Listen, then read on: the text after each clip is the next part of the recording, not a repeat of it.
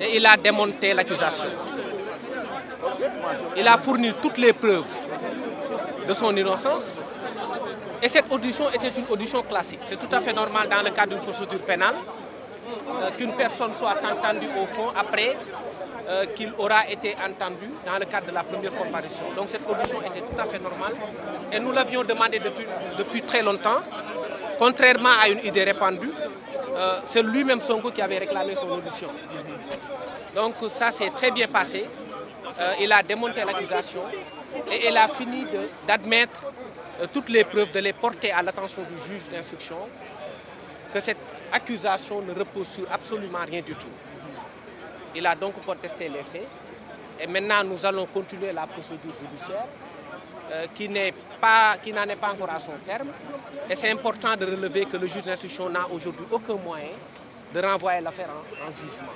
Donc nous escomptons un non-lieu total par rapport à ces faits qui sont des faits inexistants, qui ont été la source d'un plan ourdi par des personnes tapis dans l'ombre qui ont voulu simplement éliminer un adversaire politique. Donc nous sommes fiers de notre client, Ousmane Sonko, qui s'est très bien défendu et qui a été formidable dans cette audition-là.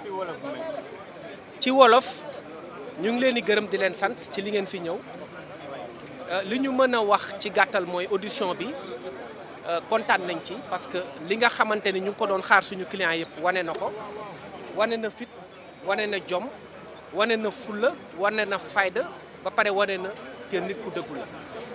liñ ko doon toppee yëpp maanaam teggi na ko ba pare teg na à la place li nga xamante ni day permettre juge bi mu xam ni ay pexe yoo xam ne dañ ko doon fexeel pour dugal ko ci ay mbir yoo xam ne moom defu ko.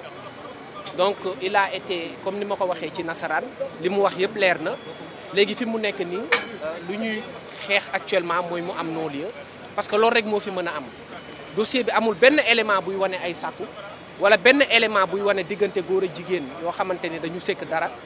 Donc li muy wane yëpp mooy lépp lu nga xamante ni doyen da ko teg doyen des juges mooy day décharger Ousmane Sonko lépp lu ñëw rek day gën a décharger Ousmane Sonko. Donc fi mu nekk ni ñun bëgg nañ ci lool te tey aussi c'est un grand jour parce que jour la woon boo xamante ni Ousmane Sonko da doon jàkkaarloog juge bi te loo xamante ni da ko yàgg a sàkku dégg nañ lu ne dégg nañ ni Ousmane Sonko moom dafay daw justice wax nañ ko fi yàq nañ ko lu ne mais ñun comme suñu kàddu bariwut li occasion la aussi ñu rétablir un certain nombre de choses maanaam wax ak opinion bi wax leen ni musul daw justice il a toujours day respecté la justice ba pare tamit également beneen affaire mooy bi ñu ko woowee tey li mu waroon wax yëpp wax na ko ci fulla wax na ko ci fayda te wane na ne li ñu ko toppee yëpp ay fabrication la yoo xamante ni du dem. Donc lu ñuy demander actuellement li nga xamante ni moom la ñuy xaar ci doyen des juges mooy mu accorder ko non-lieu comme ça mbir mi jeex parce que amul benn élément boo xam ne mën nañ ci dugal Ousmane Sonko. fi mu nekk nii ñibbi na këram donc point de presse lañ doon def. jarul question loolu rek lañ doon leeral pour yéen xam ko mën ko jàllale opinion. affaire garde corps yi.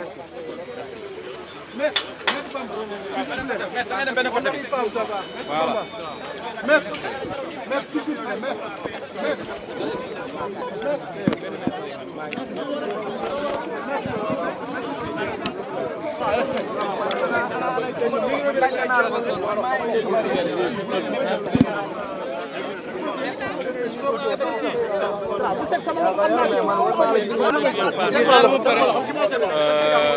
C'est dans le cadre normal d'une procédure.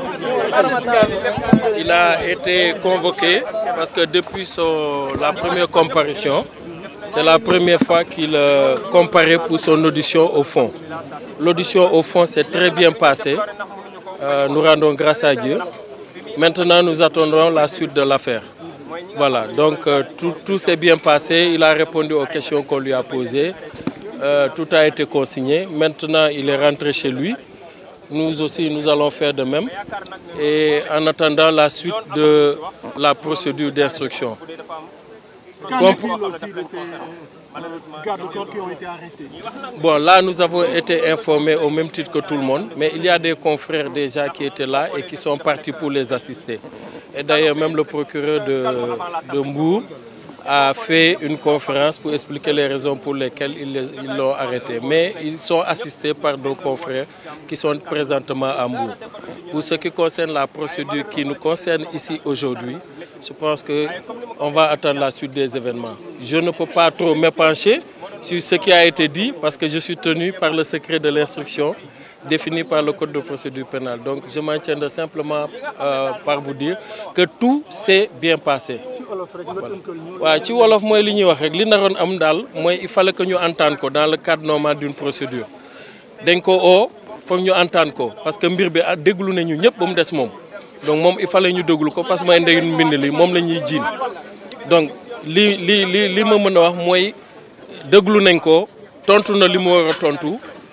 pare na tontu bi léegi ñibbi na këram ñun tam dañuy ñëw ñibbi léegi lu ci des rek mooy xaar li ci des mooy xaar juge d'instruction yan acte lay poser à nouveau waaw ndax mun na ko convoqué waat mun na ko bañ a convoqué waat moom daal moo xam juge d'instruction mooy jël décision bi. garde du corps yi nag par contre on a été au courant ñun yëg nañ ko mais ci biir salle bi lañ ko yéegee donc am na ay avocats yu jógee fii. yu dem directement Mbour pour assister ko procureur bi nag def na conférence am xam naa bu ngeen lire tout bu ngeen xoolee réseaux sociaux yi di ngeen xam raison yi tax ñu arrêté leen donc mais pour le moment am na ñu dem Mbour pour mun leen assister dans le cadre de l'enquête qui va se passer là-bas mais fii li fi xew moom mooy jeex na dañuy dem noppalu xaar léegi lan la juge d'instruction di jàppandi man Henri Valentin Blaise Gomis avocat à la cour.